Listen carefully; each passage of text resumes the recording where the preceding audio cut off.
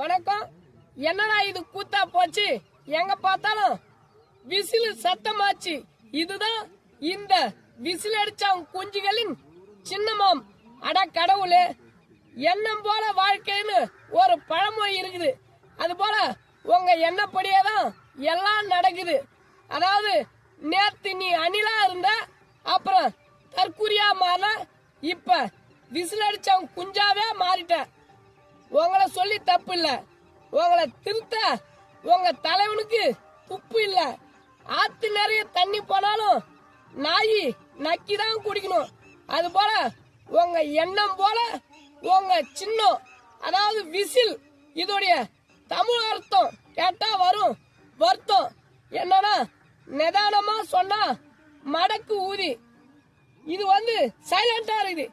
இதே வேகமா சொன்னா சொல்லிடாத. சரி சொல்லலப்பா.